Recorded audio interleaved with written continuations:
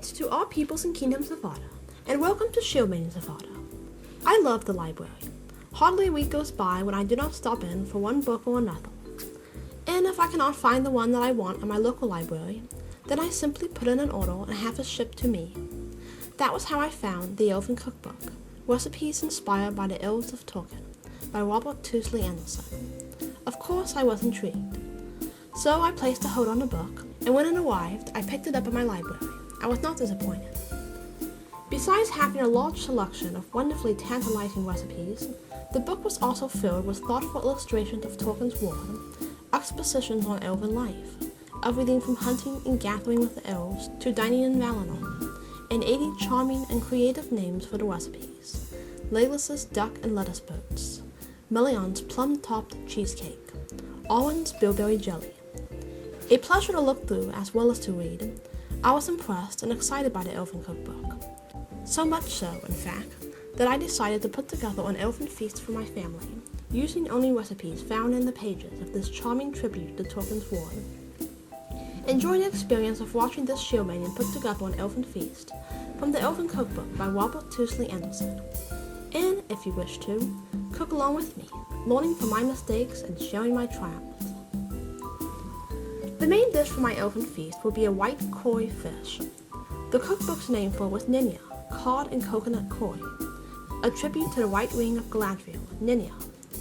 The description for the recipe states, "Here the silver white of Galadriel's ring is expressed in this vibrant creamy koi, whose whiteness is highlighted by the forest green of the lime and coriander leaves." My other selections were Ugladil's zucchini fritters, named from the angle of land between the rivers Anduin and Celebrant. Woodhall apple cake, made with poppy seeds and dried apples, and named for the wooded area near the Shire, where the elf Gildor met with Frodo and his friends. And for dessert, Melion's plum-topped cheesecake, which the book describes as sumptuous, alluring, creamy, and topped with aromatic poached plums, and named after the powerful elven queen Melion of the First Age. My beverage of choice was cordial of Adventurous, made with lemons, ginger, and honey, and inspired by the cordial of Adventurous given by Elrond to the Fellowship when they left on their quest.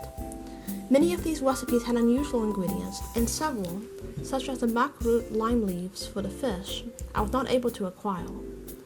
Others, such as the red corn jelly for the cheesecake, I substituted for apple jelly. There was lots of room for customizing an individual choice. After all, cooking is a form of creative art. The koi fish was made by heating oil with the spices in a large pot, and then pouring in 2 cans of coconut milk. The fish was then added, and I covered the pots to allow the fish to simmer for a while, then added the lime juice and served with rice. I used tilapia because that was what I had on hand, but I strongly recommend following the recipe suggested and using cod or firm white fish, as the tilapia fell apart during the cooking. I also highly recommend using salt to help bring out the flavors. This recipe calls for quite a few exotic ingredients and spices. Mac-root lime leaves, star anise. The star anise I found in a local health food store. The lime leaves can be obtained at any Asian grocery store. With these few additions and modifications, the result would be quite elegant. The zucchini fritters were somewhat of a surprise to make. The recipe called for 8 zucchini, but by the time I was grating the 6th, I realized that perhaps the recipe meant small zucchini. I had enough grated zucchini to feed a few dozen people. The grated zucchini was mixed with Parmesan cheese and self-rising flour, then cooked in a skillet.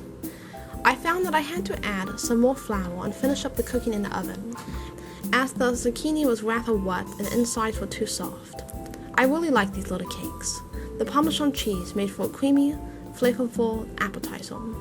The apple cake called for dried apples. To save having to buy them, I sliced about 5 apples and oven-dried them a few weeks before my feast day.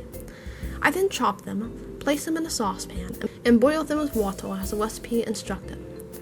The actual cake was simple to make.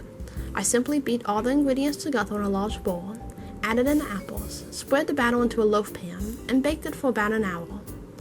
The icing was made by beating together powdered sugar and lemon juice. Fellow Shieldmaidens of mine who helped with this feast declared that the apple cake was their favorite of all the dishes.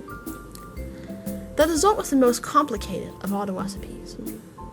The actual cheesecake was made by blending cream cheese, ricotta cheese, and other ingredients in a blender, pouring the mixture into a parchment-lined pan and baking in a water-filled dish. The poached plums were made separately. An orange was studded with cloves and then put together with sugar, spices, and water in a saucepan. After boiling for a while, I added chopped red plums and let it all boil until the plums were soft. Because my plums were not quite ripe, I had to add a little extra water. The mixture was then drained, the plums placed in a glass dish, the juice poured over the top, and served over the cheesecake later. The final result for the cheesecake was a little disappointing for me. The cheesecake turned out very soft, more like a pudding. I think if I had made the cheesecake much earlier and given it a long time to chill in the refrigerator, it might have turned out better. Still, it tasted good, most especially the poached plums. The leftover plums and its juices can be stored into yogurt or used as a topping for breakfast dishes. The cordial poblano was made with lemons, ginger, and sugar. I thinly sliced the lemons, chopped the ginger, and placed them with sugar and water in a saucepan. It was boiled and then simmered for about 20 minutes. I then drained the liquid into a wide-mouthed jar and placed it in the refrigerator. To serve, I diluted the cordial with water and poured it into glasses over ice. The result was a sweet, yet tangy, refreshing drink, perfect for a summer's picnic as well as an elfin feast. With candles to dispel the autumn darkness, a tastefully set table, and my elfin feast served up on red and yellow ceramic dishes, the evening was a memorial one. I received many compliments from guests, and I certainly plan on trying many more recipes out of the Elven Cookbook. I hope you found this video as an inspiration to have your own elfin feast. If you do, let me know in the comments. I'd love to hear about it.